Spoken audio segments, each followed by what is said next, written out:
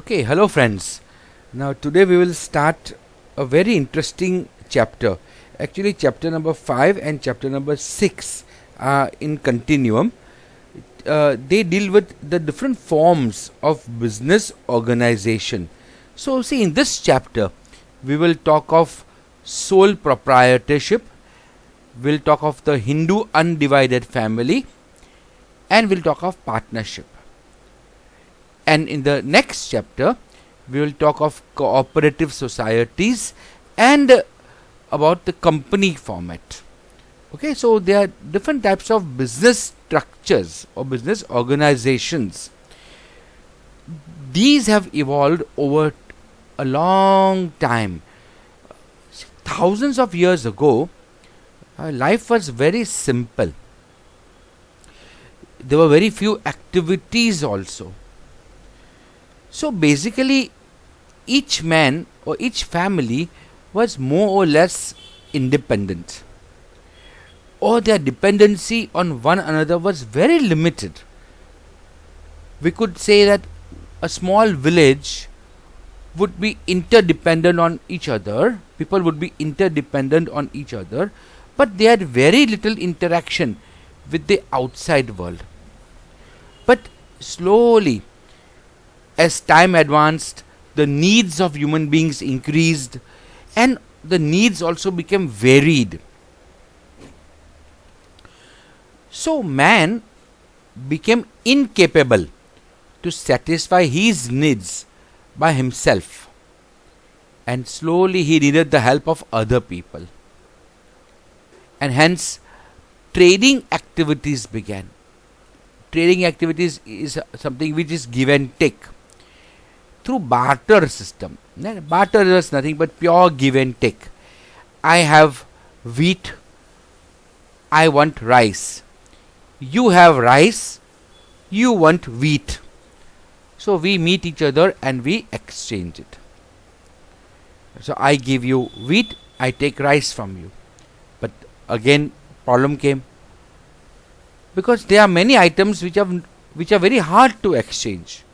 Like, say, if I suppose a third person has a cow and he wants wheat from me, how can he divide his cow to take wheat? Or what if I don't want that cow, but I want him to take my wheat? So problems come, right? And that is why the concept of money came. We'll learn about that in a new topic, in a different topic, maybe in economics, in the chapter of money this year itself. But now let's talk of this topic. So a trader class slowly evolved, right? Who were doing trading activities. So they were the people who exchanged goods, services, and money. So they were the trader class. For activities of purchase and sales, they introduced different arrangement.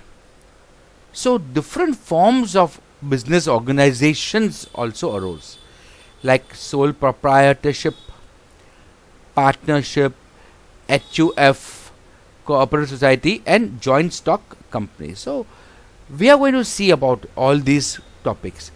This is a relatively new concept, joint stock companies, while sole proprietorship and partnership are very old concepts. So let us now understand about sole proprietorship. So let us just see the meaning and the characteristics in this video. Sole proprietorship is the oldest form of business organization, and it is also the simplest form. So as soon as trading started, there were individual people who did trading. So sole means a single person, right? So individual, and proprietorship means ownership. So business which is owned by a single person is called sole proprietorship. Let us see the meaning. Sole proprietorship is such a form in which the firm or the business is owned, managed, and controlled by only one person. So only one person invests capital, he starts and develops the business, and looks after the activity of business, all the activities of business, mind you, like purchase, sale, and the result of business such as profit and loss, that the result are borne by him only. This definition, same definition, we can see in a different way. According to Louis and Henry, sole proprietorship is such a form of business organization in which there is only one person at the top who is responsible, who directs activities of business, and who bears the risk of failure only by himself. So, from the definition, one can understand that sole alone trader or sole proprietor is only and wholly responsible. The whole business is carried out in his direction only, and all the risks of business like loss or insolvency, that insolvency means bankruptcy, closing down of the business, rests on his shoulders only. So now let us see the characteristics of sole proprietorship. So the very first characteristic is that it is easy to establish. Why? Because complex laws do not exist for this. Any person can start a lawful trading activity at any place of his liking at any time. Very less permissions are required for this.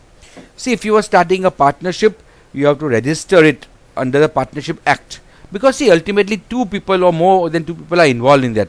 Their money is involved in that. So it is better to be careful. If you are starting a company, many people may be involved as partners, as investors in your company. So it is very, very important to be legally accurate or to do all the paperwork. So it is a lengthy process to start. While if a single person starts a business, it is his money, it is his risk. So it is not complex to start. Same way, capital, money, the amount of money required, right, is maybe less also. So the proprietor, the owner, you see, himself invests the capital. Right? He only puts his own money in it. If he finds the capital insufficient, he can run the business by borrowed money also. But still, the owner is responsible. The owner is responsible to return this borrowed money. Right? So any loan he takes, it is his responsibility to return it. He has to even sell his house and or property and return the money. Third characteristic is that about power of administration. Sole proprietor himself is the administrator of business.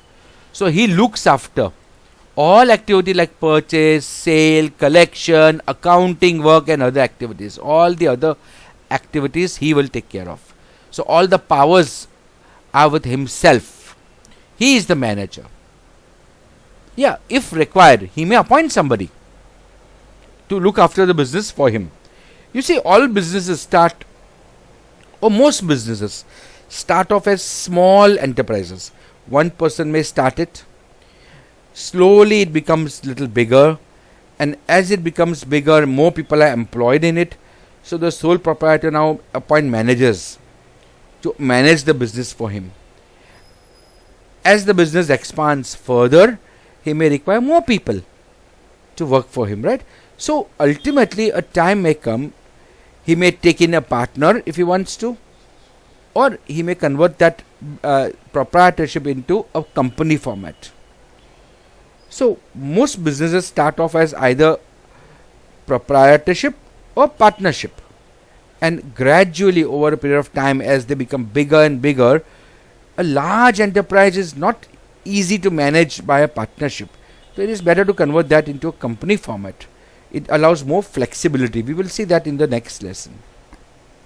The fourth characteristic is that there is freedom of work and there's quick decisions. Why? Because single person only is there. He performs all the activities, the proprietor. So with his intelligence and with his experience, he has total freedom because he himself is the owner. He can take quick decisions with ease. Imagine there are 2 hotels. One hotel is a proprietorship, meaning the owner of the hotel every day comes to his own hotel, he sits at the counter or in his office and he looks after everything. And the second is, let's say, the Taj Group. The ownership is in Bombay, or there's a big company owned hotel. Any activity or any decision, right, can easily be taken very fast by the sole proprietor. The owner of the hotel can take the decision very fast. While in that big group of hotel, the corporate hotel like Tata's group, the decisions, big decisions will have to be taken up, right? Will have to be passed along the chain. The manager of the hotel will pass along to the CEO of the hotel group, who will pass along to the board of directors, and who will then decisions will be taken. While up here, decisions are taken very rapidly. Liability, if you say, in case of loss or in case of any loans to be repaid, who is responsible? That is called liability. So up here the liability is unlimited for the sole proprietor. This is very important topic. Unlimited liability, meaning, see, given unlimited liability means that for payment of debts, कर्जा pay करने का, the creditors can put claim on the personal properties of sole proprietor in the court of law. So the hotel owner, if he has taken a loan from anybody or even from a bank or whatever, from any third party, that third party can go to court of law and put claim on the property also, of personal property of the hotel owner, in sole proprietorship. So the liability is unlimited, right? Unlimited liability means you are bound to pay from your own personal savings to clear off any debt. Remember this. Company format is quite different. In company format, there's limited liability. In a sole proprietorship and in a partnership, both, we have unlimited liability. That is why people prefer to start companies. So the sole proprietor incurs loss in the business, the debts go on increasing, and for payment of debts, if there are insufficient funds in the business, then sole proprietor is liable to pay the total debts from his own personal properties. The next characteristic is that secrecy can be maintained under sole proprietorship. So if your work entails having a secrecy, sole proprietorship is a good thing to have. Then, because the business owner is in direct contact with the customers, with his clients, personal contact is possible, right? Because the working area of business is limited, so personal contact can be possible, and that is why focus can be kept on the taste of customers, their requirement, fashion, demand, etc. More satisfaction can be given to customers. So that is why, see, compared to a large chain, sometimes our a family owned or a personally owned unit gives better satisfaction to the customer because they are in direct contact. It is like this. I go to my barber. Now every time I don't have to tell him, okay, cut my hair in such and such manner. He knows what to do. Right? Why? Because personal contact is there, right? He has personal contact with his clients. Same happens in sole proprietorship. And the last characteristic is that there is centralization of ownership and management. All management decisions and ownership are at one point. Right? So they are called centralized. Why? Because the owner himself is the manager. Okay?